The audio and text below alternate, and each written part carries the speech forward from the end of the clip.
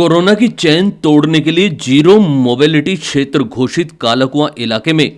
आज 15 मई से सुबह 5 बजे से लेकर और 22 मई की आधी रात तक के लिए पूर्ण लॉकडाउन जैसे हालात हो चुके हैं। इस इलाके में सब कुछ बंद कर दिया गया है। लोग अपने घरों से बाहर नहीं निकल पाएंगे। अस्पताल और दवा की दुकानें खुली रहेंगी। दूध और सब्जी के लिए जिला प्रशासन ने डोर टू डोर सप्लाई की व्यवस्था की है। प्रशासन ने लोगों की आवाजाही रोकने के लिए इलाके में बैरिकेडिंग्स लगाई हैं। कलेक्टर नन्नूमल पहाड़िया ने इस इलाके को जीरो मोबिलिटी क्षेत्र घोषित करने के आदेश दिए हैं। इसके लिए नगर परिषद ने वहां पर बल्लियां लगाकर बैरिकेड लगा दिए हैं। आज सुबह एडीएम सिटी उमेदलाल मीणा कालाकुआं क्षेत्र में पहुंचे और वहां अरावली विहार थाना अधिकारी जहीर अब्बास से पूरी जानकारी ली। इसके लिए 17 जो एंट्री एग्जिट पॉइंट है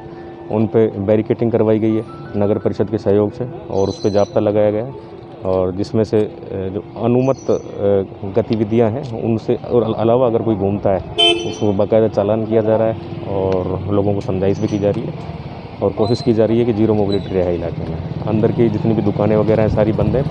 प्रशासन की तरफ से वहाँ दूध की सप्लाई, सब्जियों की सप्लाई और वो व्यवस्था की गई है। कोरोना महामारी के इस दौर में मदद के लिए लोग सामने आ रहे हैं। आज कोरोना वॉरियर्स के सम्मान में उनके लिए राज्य बाल अधिकार संरक्षण सदस्य वंदना व्यास ने अस्पताल पहुंचकर कोरोना मरीजों के परिजनों को भोजन के पैकेट वितरित किए। इसके साथ ही नर्सिंग कर्मचारियों व एम्बुलेंस चालकों को भी भोजन के पैकेट दिए गए। वंदना व्यास ने बताया कि रोजाना करीब 150 से 200 लोगों को भोजन वितरित किया जा रहा है। इसके साथ ही गरीब जरूरतमंद लोगों तक भी पैकेट्स पहुंचाने का प्रयास किया जा रहा है। जी, अभी हम देख रहे हैं कि कोरोना का बहुत ही मुश्किल दौर इस वक्त में चल रहा है और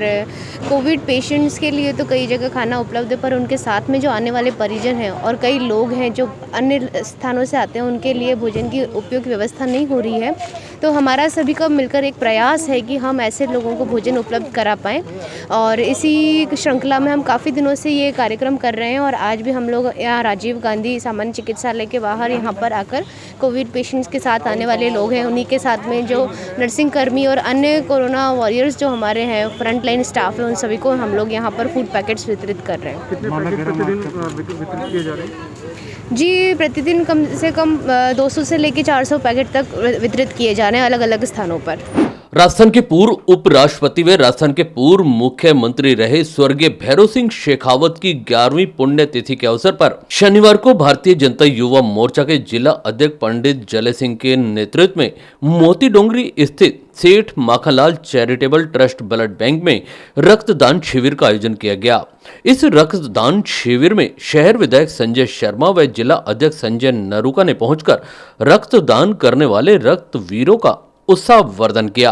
कार्यक्रम को कोरोना गाइडलाइन के तहत किया गया था। कार्यक्रम में ज्यादा भीड़ नहीं करते हुए यहां 11 लोगों ने रक्तदान किया। अलवर बीजेपी जिला अध्यक्ष संजय नरूका व शहर विधायक संजय शर्मा ने भी पूर्व उपराष्ट्रपति स्वर्गीय भैरव सिंह शेखावत के चित्र पर पुष्प अर्पित कर उन्हें याद किया। भारत के पूर्व उपराष्ट्रपति, राजस्थान के पूर्व मुख्यमंत्री और पूरे राजस्थानी नहीं अपितु भारतवर्ष में भैरू बाबा के नाम से जाने जाने वाले और हजारों लाखों कार्यकर्ताओं का निर्माण करने वाले, जनसंघ से लेकर के भारतीय जनता पार्टी को ऊंचाइयों तक और शिखर तक पहुंचाने वाले आदरणीय भैरू सिंह जी शेखावत साहब की आज पुण्यतिथि है और इस अवसर पर आज भारतीय जनता पार्टी द्वारा अलवर शहर स्थित ब्लड बैंक में रक्तदान शिविर आयोजित किया गया है और यह रक्तदान शिविर अनवरत जारी है क्योंकि जिस प्रकार से कोरोना की वैश्विक महामारी में हमारी ब्लड बैंक्स में रक्त की कमी को देखते हुए हमारे माननीय जिलाध्यक्ष संजय नरूका जी ने आह्वान किया सभी कार्यकर्ताओं की वो आगे बढ़ कर के आएँ और रक्तदान करें। आज उसी कड़ी में ये रक्तदान शिविर आयोजित किया गया है और इस रक्तदान के माध्यम से जहाँ आज कार्यकर्ता, भारतीय जनता पार्टी कार्यकर्ता उस महर्षि को याद भी कर रहा है जिन्होंने कार्यकर्ताओं का निर्माण किया। राजस्थान में विकास किस प्रकार से हो,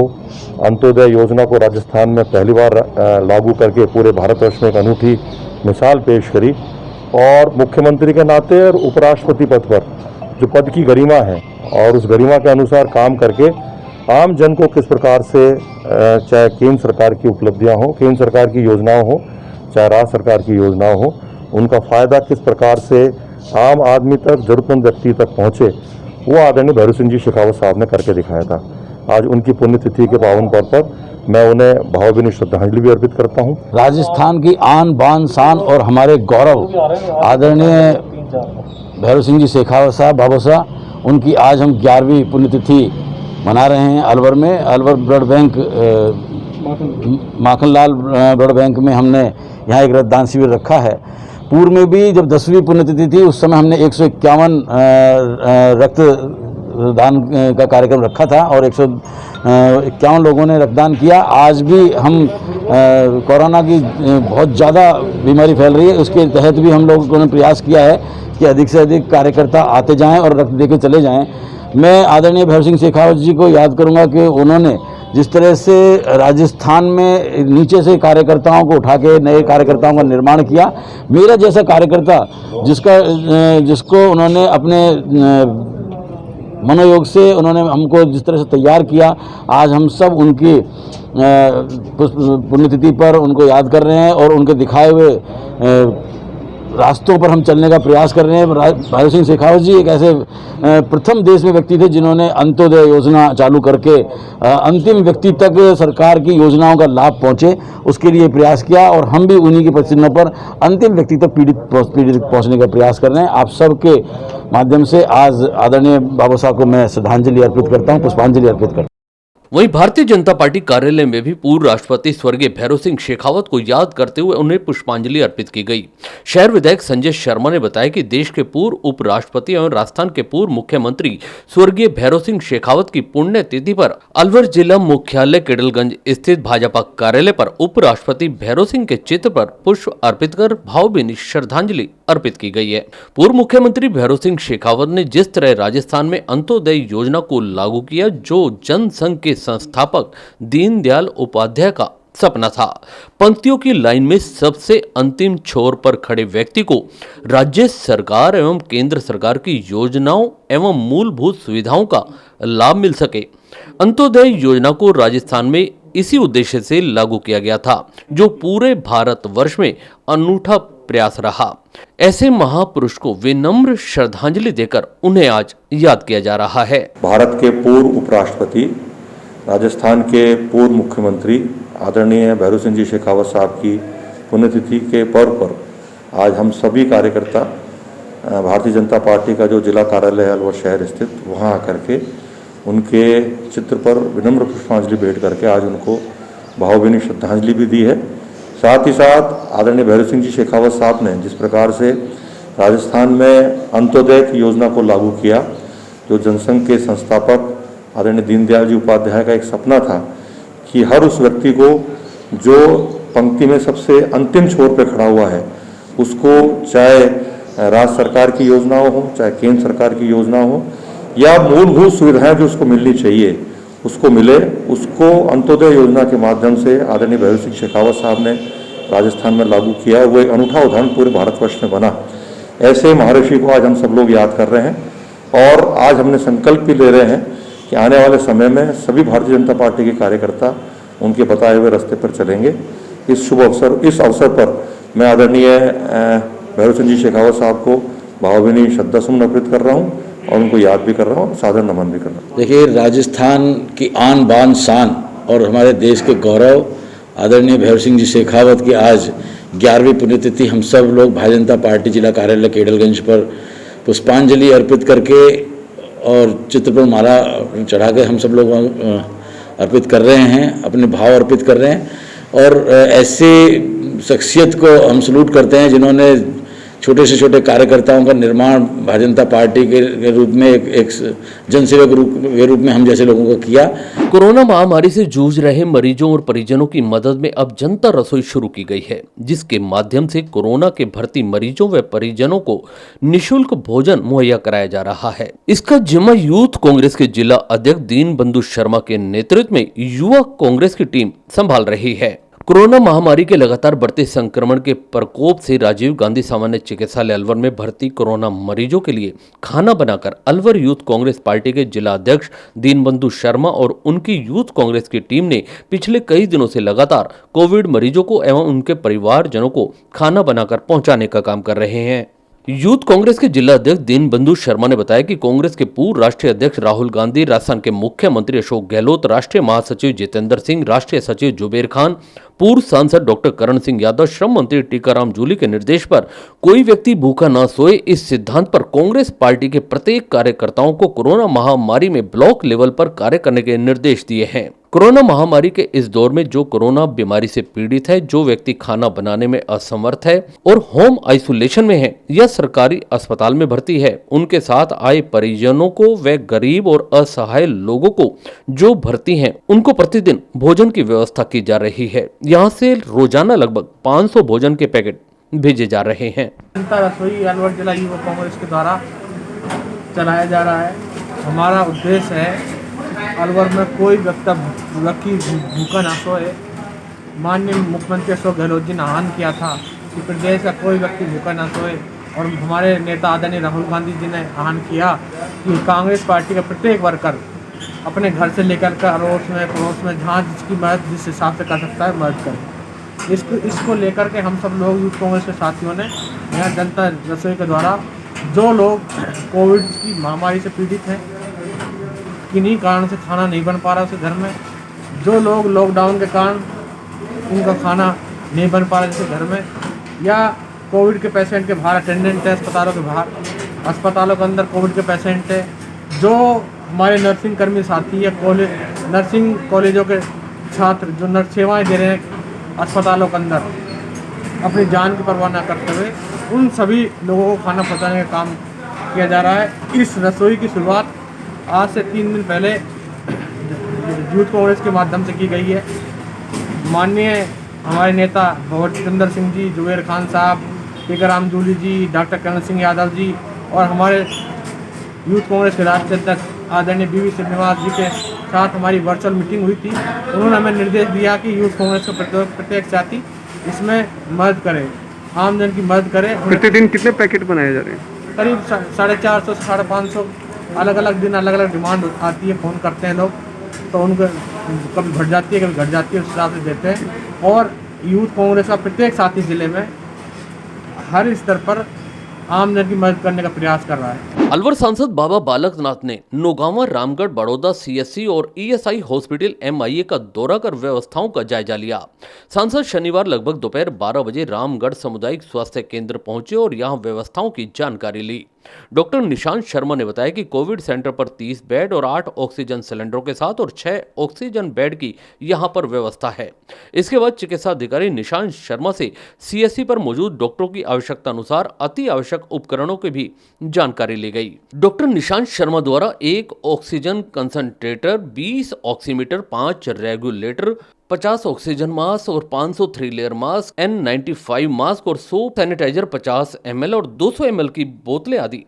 उन्होंने सूची बनाकर सांसद को सौंपी। मीडिया से बात करते हुए सांसद बालकनाथ ने बताया कि 15 दिन पहले उन्होंने रामगढ़ सीएससी के लिए 5 ऑक्सीजन कंसंट्रेटर दिए थे।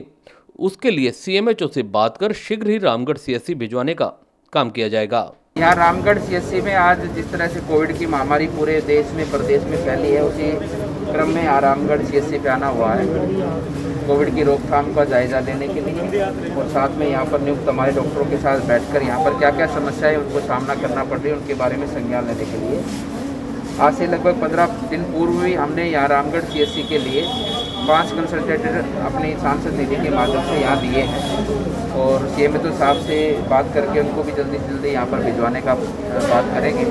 उसी के साथ में सीएससी के अंदर रेगुलर रूप से जो काम आने वाले इक्विपमेंट्स हैं, मशीनरीज है, उसके बारे में डॉक्टर साहब से बात चर्चा कर और जो इन्होंने लिख के दिया है कि यहाँ कोविड की महामारी की रोकथाम के लिए जो चाहिए वो तो है ही, उसके अलावा जो रेगुलर रूप में सीएससी के अंदर हमारे आसपास के लोग जो यहाँ पर अपना उपचार कराने आते हैं, उनको छोटी मोटी मशीनरी के अभाव में कहीं दूर नहीं जाना पड़े, कहीं अलवर नहीं जाना पड़े, ऐसी रिक्वायरमेंट इन्होंने लिख के दी है, उसको भी मैं पूरा करवाने का प्रयास करूँगा। आपको जल्दी ही इस 1 वीक के अंदर जो मेरे को लगेगा उस हिसाब से CSC को जरूरत है, आवश्यकता है, उनकी अनुसार सांसद निधि के माध्यम से मैं करूँगा। कस्बे वासियों ने आपको गंदगी को लेकर ज्ञापन दिया, इसके बारे में क्या कहना है? मैं देखो यहाँ पर नगर पालिका बोर्ड है और नगर पालिका बोर्ड के चेयरमैन की व्यवस्था होती है सफाई देखने की, उनसे बात करेंगे और साथ में जिला यहाँ के प्रशासन से भी बात करेंगे कि सफाई व्यवस्था को दुरुस्त रखा जाए, क्योंकि कोविड की महामारी को रोकने के अंदर सफाई व्यवस्था को भी सुनिश्चित रखना, साफ सुथरा रखना, उसका भी एक बहुत बड़ा योगदान है कोविड को दूर करने। ग्रामीण क्षेत्र में बढ़ते कोरोना का ग्राफ बढ़ रहा है, उसको लेकर बात करने विकलांग लोग हैं उनकी, उसमें ये चीज़ निकल के आई जो ग्रामीणों को कहना है कि सब जब पिछले साल ये वेव आई थी उस समय घर घर सर्वे हुए थे, सरकारी कर्मचारी डेली। देखो ये सवाल पूछना है तो कांग्रेस सरकार के नुमाइंदों से पूछना। जिस प्रकार से यहाँ के राजस्थान के मुख्यमंत्री लगातार ही दूसरी लहर आने से लेकर अब तक केंद्र सरकार के ऊपर झूठे आरोप लगा रहे हैं, अपने सोशल मीडिया के माध्यम से, प्रिंट मीडिया के माध्यम से, टीवी चैनल्स के माध्यम से वो लगातार हर दोष केंद्र सरकार को दे रही है। आप खुद भूल गए हैं कि आप राजस्थान के मुख्यमंत्री हैं, आपकी भी जिम्मेवारी है और आपकी संवैधानिक व्यवस्था के अनुरूप आपको काम करना है। यहाँ पर राजस्थान की जनता के लिए आपको मुख्यमंत्री राजस्थान की जनता ने बनाया है, तो उस जिम्मेवारी में रहकर आप बात करें, ना कि आप केंद्र सरकार को झूठे आरोपों को उनके ऊपर मढ़ने का काम करें। केंद्र सरकार ने निरंतर इस कोविड की महामारी पिछले साल से लेकर अब तक हर समाधान करने का कार्य किया, हर व्यवस्था को सुनिश्चित करने का काम किया। आप सब भली बात ही जानते हैं, पिछले 1 साल से लेकर अब तक बराबर रूप से मुख्यमंत्रियों के साथ मीटिंग करके, चाहे आपके इस कोविड की रोकथाम के लिए ऑक्सीजन जनरेट प्लांट की बात हो, चाहे इसके लिए अपने ICU बेड्स हों, चाहे इसके लिए और कोई व्यवस्थाएं हों, हर व्यवस्था प्रदेश सरकारों को दिया। मुंडावर कस्बे के सामुदायिक स्वास्थ्य केंद्र ततारपुर पर जिला कलेक्टर नन्नूमल पहाड़िया व कांग्रेस के प्रदेश सचिव ललित यादव ने सामुदायिक स्वास्थ्य केंद्र पर निरीक्षण किया तथा स्वास्थ्य केंद्र में उपकरणों की कमी के बारे में जानकारी ली। सामुदायिक स्वास्थ्य केंद्र में व्याप्त उपकरणों की कमी को देखते हुए प्रदेश सचिव ललित यादव और उनकी टीम ने ततारपुर ग्राम सरपंच प्रतिनिधि रविंदर उर्फ बिल्लू यादव की मौजूदगी में सामुदायिक स्वास्थ्य केंद्र को 5 स्ट्रेचर, 5 बेड, 5 गद्दे, 1 wheel chair, 10 oximeter, 10 thermal gun, 2 BP checkup की मशीन दान दी गई। जिला कलेक्टर नन्नूमल पहाड़िया ने सचिव ललित यादव के इस सराहनीय प्रयास की प्रशंसा करते हुए कहा कि हम सभी को ललित यादव के सेवा भावी कार्यों से सीख लेनी चाहिए और इस महामारी के समय में आम जन की मदद करनी चाहिए। ततारपुर CSC पर डिमांड के अनुसार जो सामान के लिए यहाँ से कहा गया था, तो कुछ सामान सब जन सहयोग से करने का प्रयास किया है, जिसमें 5 बेड हैं, अभी 5 स्ट्रेचर है, 5 मेटर्स हैं, 10 थर्मल गन हैं, 10 अभी ऑक्सीमीटर हैं, 2 BP मशीन है, 1 व्हील चेयर है, जो करके सिलेंडर वगैरह और बाकी डिमांड्स भेज रखी हैं, वो भी सामान आना है। निश्चित ही आज ये जो महामारी का दौर चल रहा है, इस दौर में इलाज के अभाव में और सामान के किसी भी अभाव में किसी की जान नहीं जाए, उस दिशा में सबका प्रयास है। भामाशाहों के द्वारा जिस तरीके से अभी कलेक्टर साहब भी यहाँ दौरा करके गए हैं हमारे साथ में, तो निश्चित ही इस तरीके का माहौल जिले के अंदर बनाने का प्रयास किया जा रहा है और मुंडावर के अंदर कि हमारा यहाँ का कोई भी व्यक्ति इलाज के अभाव में उसकी जान नहीं जाए, और उसी दिशा में हम सब लोग प्रयास कर रहे हैं। जिस भी तरीके से और जरूरतें पड़ेगी उनमें भी हम सब लोग सामूहिक रूप से साथ रहेंगे। स्थानीय सरपंच साहब की बड़ी भूमिका रहती है, हमेशा ही अपने बढ़ चढ़ कर काम हिस्सा लेते हैं। और यहाँ के डॉक्टर से भी मैं एक बात कहना चाहता हूँ कि आप सब लोग भी यहाँ के लोगों को विशेष रूप से उचित इलाज देने का प्रयास करें, क्योंकि ये महामारी है, इसमें जिस तरीके से गांव ढाणी के अंदर इसने पैर पसारे हैं,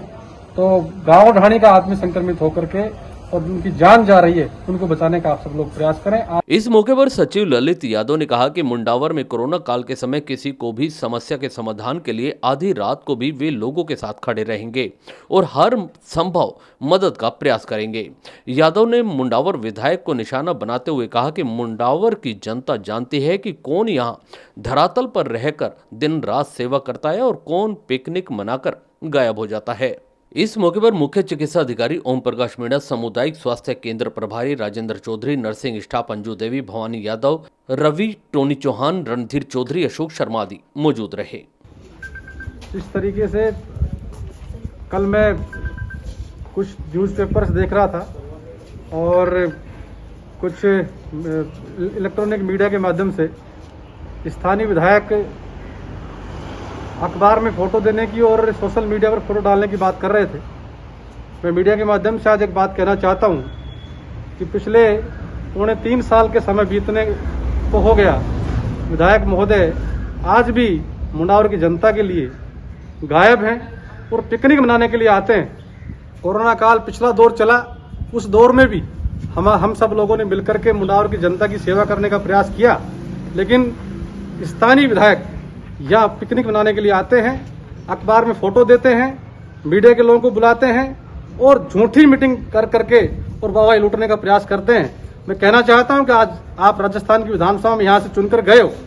आपकी जिम्मेदारी बनती है कि मुंडावर जनता के लिए काम करें। आप लोग केवल आप सरकार का बहाना करके पल्ला झाड़ने की कोशिश करते हैं। आपने पूरे 3 साल के पीरियड जो बीतने को हो रहा है उसमें एक भी आपको उपलब्धि आप लोग बताएं। आप लोग आकर के अपने 4 चमचों को लाते हैं और लाकर के वाहवाही लूट के चले जाते हैं। मैं आपके खुली चुनौती देना चाहता हूं कि अगर आप लोग काम करना चाहते हैं तो मुंडावर की जनता के लिए काम करिए, अन्यथा वो समय बहुत जल्दी आ रहा है जब आपको यहाँ से जनता धक्के मार के भगाएगी।